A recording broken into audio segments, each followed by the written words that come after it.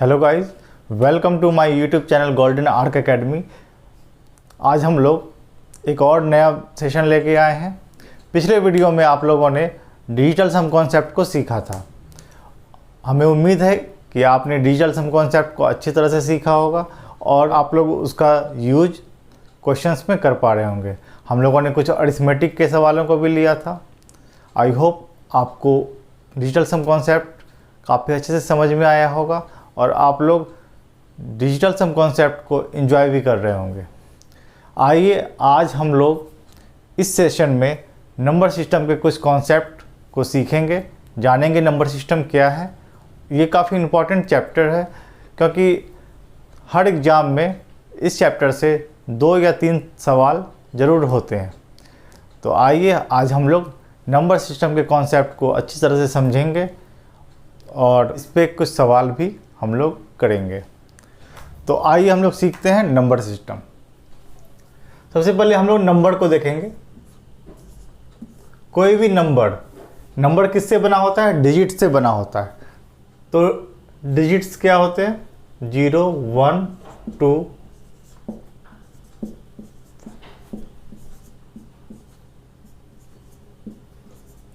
0 से लेके 9 तक ये हमारे पास डिजिट्स है। इन डिजिट से मिलकर नंबर बना होता है।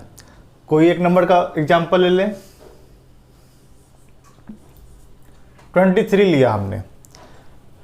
इस नंबर में 2 और 3 ये दोनों डिजिट्स मिलकर 23 बना। तो यहाँ पे इकाई के अंक में 3 है और दहाई के अंक में 2 है। तो हम लोग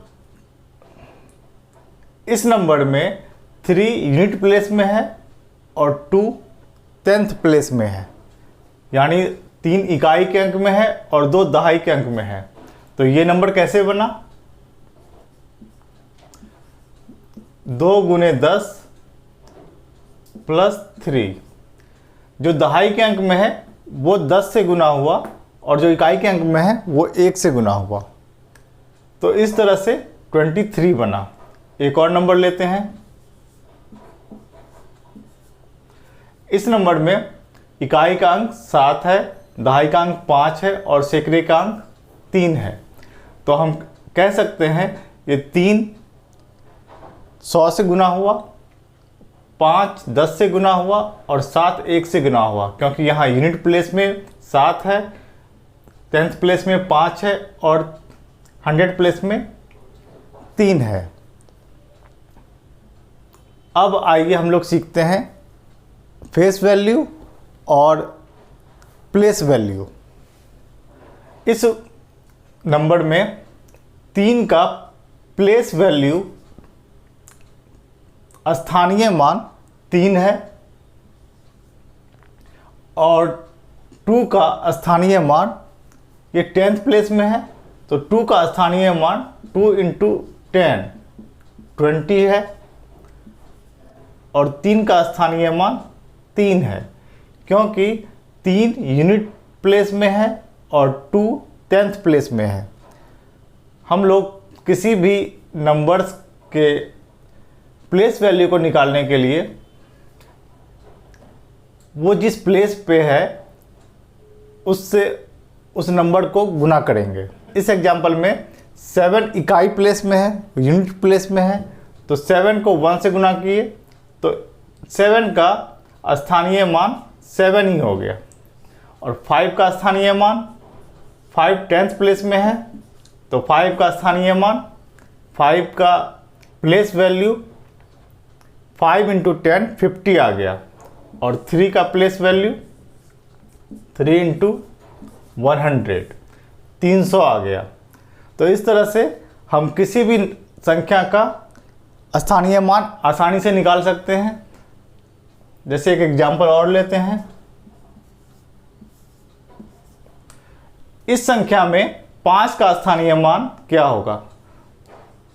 तो 5 और उसके बाद कितने डिजिट्स हैं? 2 डिजिट्स हैं। तो इसके पीछे 2 0 हम लोग लगा देंगे। तो इस तरह से हम लोग किसी भी संख्या में किसी अंक का स्थानीय मान निकाल सकते हैं। हम लोगों को फेस वैल्यू भी पूछता है एग्जाम में।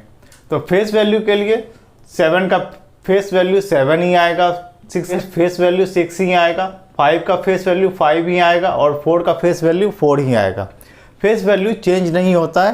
फेस वैल्यू जिस डिजिट का जो फेस वैल्यू है वो हमेशा वही रहता है, पर उसके प्लेस वैल्यू चेंज हो सकता है नंबर्स के अकॉर्डिंग। कौन से नंबर पे उसका प्लेस वैल्यू कहाँ पे है उसके अकॉर्डिंग ये चेंज होता रहता है। तो हम लोग एक कॉन्सेप्ट सीखे, फेस वैल्यू और प्लेस वैल्यू। अब हम लोग आते हैं डिफरेंट टाइप्स के नंबर की तरफ। तो हम सबसे पहले नेचुरल नंबर को सीखेंगे। नेचुरल नंबर को हम लोग हिंदी में प्राकृत संख्या बोलते हैं। गिनती की संख्याओं को हम लोग प्राकृत संख्या बोलते हैं। गिनती की संख्या 1 से शुरू होती है, 1 2 3 4 एंड सो ऑन। और ये 1 से शुरू होती है। सबसे छोटी प्राकृत संख्या 1 है। अब दूसरी संख्या होल नंबर, पूर्ण संख्या। प्राकृत संख्या के फैमिली में अगर हम लोग 0 ऐड कर दें तो ये पूर्ण संख्या हो जाएगी। यानी ये होल नंबर पूर्ण संख्या 0 से शुरू होगी, 0 1 2 3 4 and so on. Whole number 0 से स्टार्ट होगी और नेचुरल नंबर 1 से स्टार्ट होगा। अब आइए हम लोग चलते हैं इंटीजर्स की तरफ। अब हम लोग नंबर को संख्या रेखा पे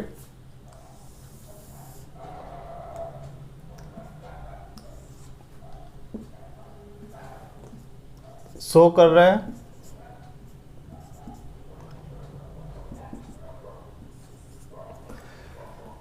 ये हमारा नेचुरल नंबर है 1 2 3 4 अप टू इन्फिनिटी। इसमें हम लोगों ने 0 ऐड किया तो ये होल नंबर हो गया, पूर्ण संख्या हो गई।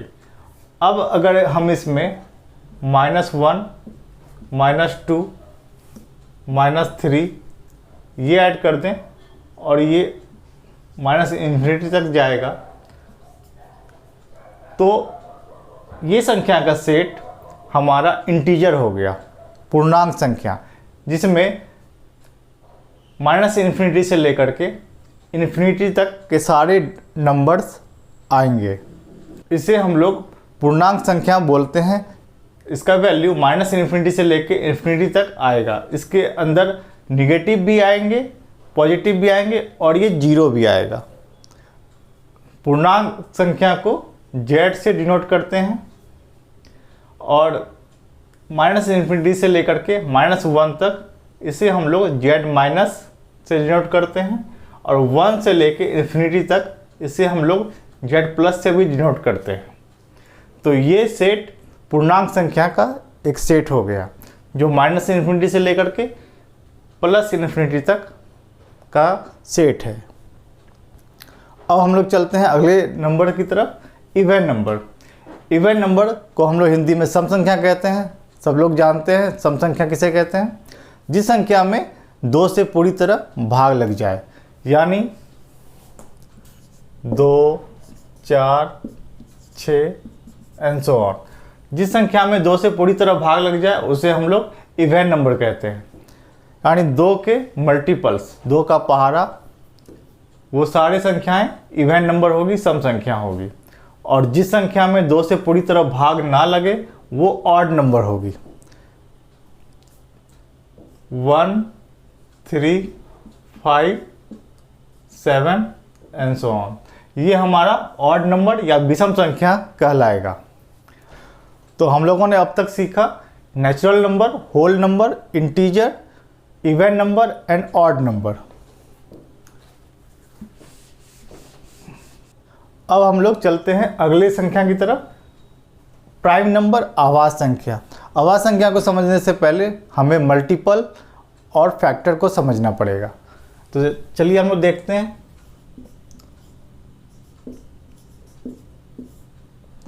गुणक, जिसे इंग्लिश में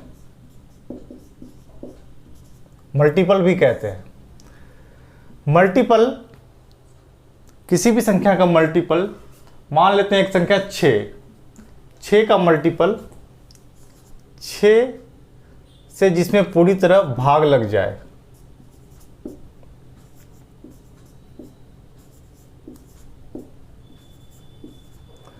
ये संख्याएं जो हमें प्राप्त हुई ये 6 के मल्टीपल्स हैं। मतलब 6, 12, 18, 24, 30, 36, इसमें 6 से पूरी तरह भाग लग जाता है।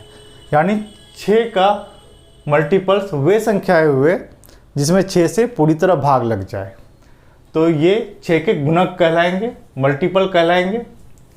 अब हम लोग फैक्टर को देखते हैं।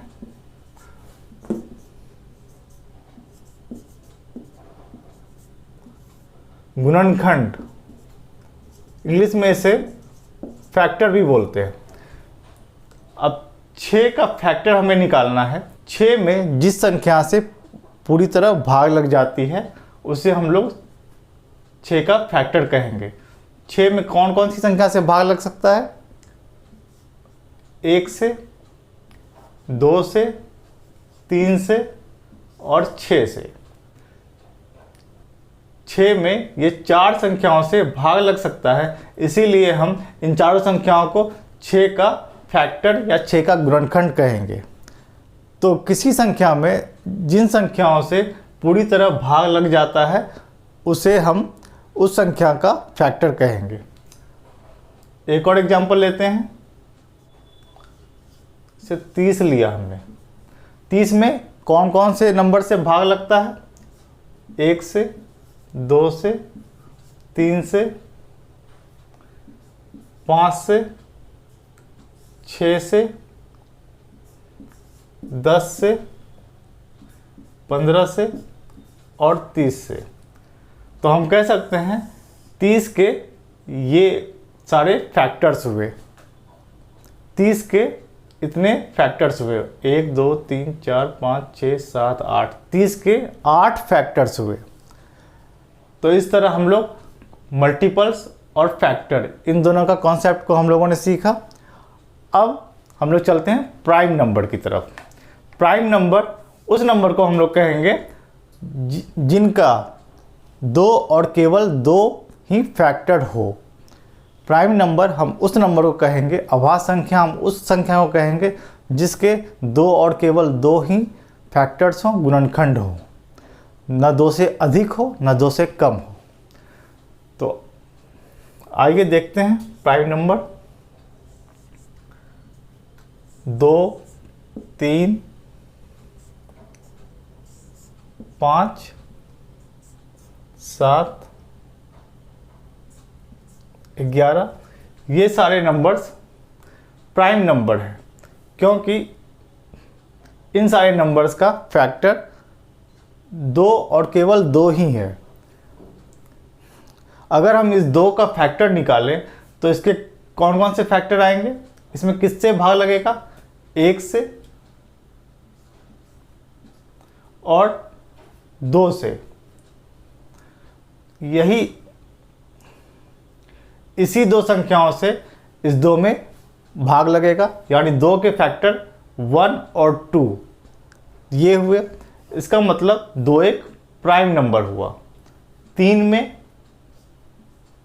1 से लगेगा और 3 से लगेगा। 5 में 1 से लगेगा और 5 से लगेगा। 7 में 1 से लगेगा और 7 से लगेगा।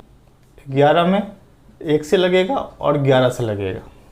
इस तरह इन संख्याओं का 2 और केवल 2 ही गुणनखंड यानी फैक्टर्स हम लोगों को मिला। तो वैसी संख्याएं जिनके 2 और केवल 2 गुणनखंड हों उसे हम अभाज्य संख्या या प्राइम नंबर कहते हैं। तो हम लोगों को सबसे छोटा प्राइम नंबर क्या मिला? 2। 2 सबसे छोटा प्राइम नंबर है। अगर हम 1 की बात करें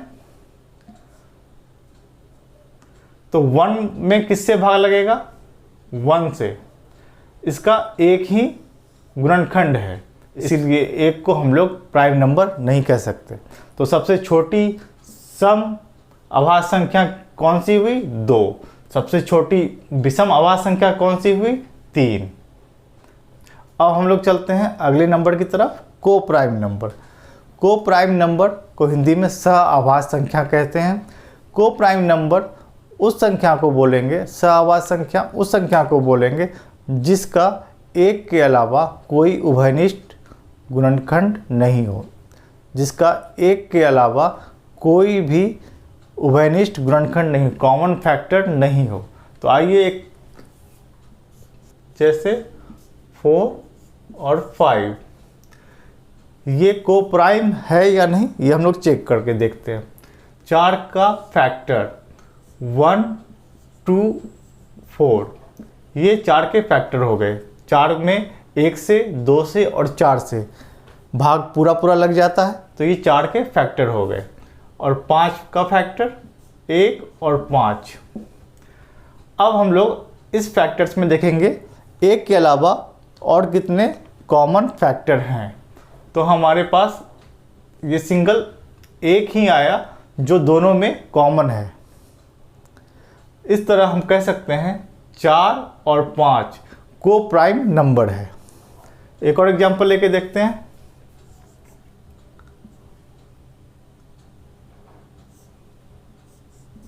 नाइन और 14, तो 9 के फैक्टर्स हम लोग निकालेंगे।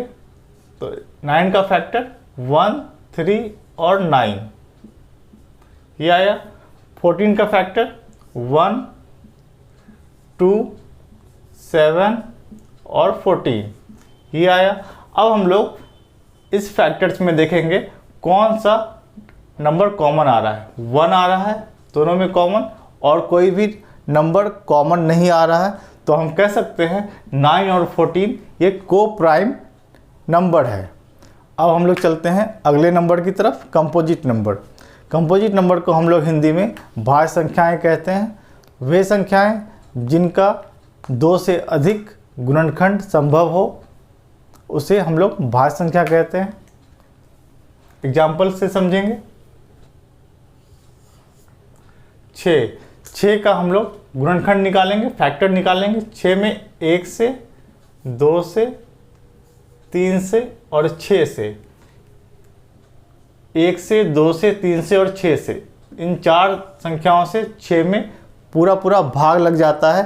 तो हम लोग कहेंगे 6 के 4 फैक्टर्स हैं। इसका मतलब ये एक भाज्य संख्या है क्योंकि इसके 2 से अधिक गुणनखंड हमें प्राप्त हुए। एक और एग्जांपल लेते हैं। से 4 में 1 से 2 से और 4 से, 4 में हमें 1 से 2 से और 4 से, ये 3 संख्याओं से 4 में पूरा पूरा भाग लग रहा है। तो ये 4 का फैक्टर्स हुआ। तो हमारे पास 4 के कितने फैक्टर्स आ गए? 3 फैक्टर्स आ गए। 2 से अधिक फैक्टर आने पे हम लोग इसे भाज्य संख्या कहते हैं। तो कंपोजिट नंबर में 4 6 9 10 ये सब हमारे कंपोजिट नंबर्स हैं क्योंकि इन नंबर्स के 2 से अधिक फैक्टर्स पॉसिबल हैं। तो एग्जामिनेशन में अभाज्य संख्या के ऊपर कुछ क्वेश्चंस आते हैं, जैसे 1 से लेके 50 तक के बीच कितनी अभाज्य संख्याएं हैं। तो हम उन संख्याओं को काउंट करेंगे जिनका फैक्टर 2 और केवल 2 हो। तो आइए हम लोग देखते हैं 1 से लेके 50 तक के बीच कौन कौन से 1 से लेके 50 तक के बीच कितनी अभाज्य संख्याएं होंगी।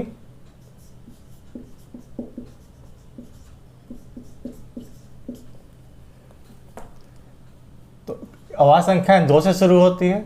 2 3 5 7 11 13 17 19 23 29 31 37 43 43 47। तो हम लोग 1 से लेकर 50 तक के बीच इतनी सारी अभाज्य संख्याएं हैं जिनका सिर्फ 2 और केवल 2 ही फैक्टर है। 1 से लेकर 50 तक के बीच 15 प्राइम नंबर होंगे। तो ये क्वेश्चन सवाल आता है एग्जाम में, 1 से लेकर 50 तक के बीच कितनी प्राइम नंबर्स आते हैं। तो हम इस तरह से निकाल सकते हैं 1 से लेकर 50 तक के बीच 15 प्राइम नंबर आते हैं। अब 50 से लेकर 100 तक के बीच कितने प्राइम नंबर होंगे? 50 से 100 तक के बीच। एग्जाम में 100 तक ही प्राइम नंबर पूछा जाता है, इससे आगे का नहीं पूछा जाता है। तो 50 से ऊपर देखते हैं कौन कौन से प्राइम नंबर आएंगे। 53, 59, 61, 67, 71, 73, 79, 83, 89 और 97, 5, 10। तो हम लोगों को 50 और 100 के बीच ये 10 प्राइम नंबर हम लोगों को मिले, जिसका फैक्टर 2 और केवल 2 है। तो ये हमें 10 संख्याएं ऐसी मिली 50 और 100 के बीच। 1 से लेके 100 तक के बीच कितने प्राइम नंबर हो गए? तो 15 और 10। 1 से लेके 100 तक प्राइम नंबर कितने हो गए? तो 15 प्लस 10 25 प्राइम नंबर हो गए। तो ये सवाल एग्जाम में अक्सर पूछा जाता है कि 1 से लेके 100 तक के बीच या 50 से लेके 100 तक के बीच या 1 से लेके 50 तक के बीच कितने प्राइम नंबर होंगे। तो इसका कोई फॉर्मूला नहीं है, ये हमें निकाल करके काउंट करके ही बनाना पड़ता है। तो ये आप लोग आराम से याद भी रख सकते हैं कितने प्राइम नंबर होते हैं। तो आगे चलते हैं अब अगले कॉन्सेप्ट की तरफ। अब हम लोग रेशनल नंबर की बात करते हैं। रेशनल नंबर को हिंदी में परिमेय संख्या कहते हैं। परिमेय संख्या वैसी संख्या है जिसे हम लोग P बाई क्यू के रूप में डिनोट करते हैं, जहाँ पे Q का वैल्यू 0 नहीं है, यानी Q कभी भी 0 नहीं हो सकता। वैसी संख्याएं जिन्हें हम P बाई क्यू के रूप में निरूपित कर सकते हैं, डिनोट कर सकते हैं, वैसी संख्याओं को हम लोग परिमेय संख्या कहेंगे, जिसका हर 0 नहीं हो। एग्जाम्पल के लिए 3/7, 4/9 एट्सेट्रा, इन संख्याओं को हम लोग परिमेय संख्या कहते हैं। अब अगली संख्या की तरफ, इरेशनल नंबर, इसे हम लोग हिंदी में अपरिमेय संख्या कहते हैं। वे संख्याएं जो रैशनल नंबर नहीं हो, जो परिमेय संख्या नहीं हो, उसे हम अपरिमेय संख्या कहेंगे। एग्जाम्पल के लिए से √2, इसकी वैल्यू 1.414 एंड सो ऑन। जैसे पाई। अब हम लोग चलते हैं परफेक्ट नंबर की तरफ। परफेक्ट नंबर को हिंदी में पूर्वकालिक संख्या कहते हैं। ये वे संख्या हैं जिनके सभी भाजकों का योग, उस संख्या को छोड़कर सभी भाजकों का योग उस संख्या के बराबर होता है। एग्जाम्पल से समझते हैं। 6 के भाजक कौन कौन से होंगे? 1, 2, 3 और 6। ये हमारे पास 6 के भाजक या 6 के गुणनखंड फैक्टर्स हैं। इन फैक्टर्स को अगर जोड़ें, इसको छोड़कर जो संख्या है उसको अगर छोड़ दें और बाकी के फैक्टर्स को, बाकी के भाजकों को, बाकी के गुणनखंडों को अगर हम जोड़ें तो ये संख्या के बराबर आनी चाहिए। जैसे 1 + 2 + 3, इसे हम लोग अगर जोड़ें तो ये 6 के बराबर आता है। तो इन संख्याओं को हम लोग परफेक्ट नंबर या पूर्वकालिक संख्याएं कहती है। 28 है, इसके हम लोग फैक्टर्स निकालते हैं। 1, 2, 4, 7, 14 और 28। तो 28 के गुणनखंड हमारे पास ये आ गया। अब इसमें 28 को छोड़कर बाकी जितने ये गुणनखंड आए, इनका सम 1 + 2 + 4 + 7 + 14, इनका जोड़ 28 आ रहा है। तो ये हमारा पूर्वकालिक संख्या या परफेक्ट नंबर कहलाएगा। 2 अंकों का परफेक्ट नंबर 28 है। 3 अंकों का परफेक्ट नंबर 496। 4 अंकों का परफेक्ट नंबर 8128। अभी तक एग्जाम में 3 अंकों का परफेक्ट नंबर ही पूछा है, इससे आगे का नहीं पूछता है।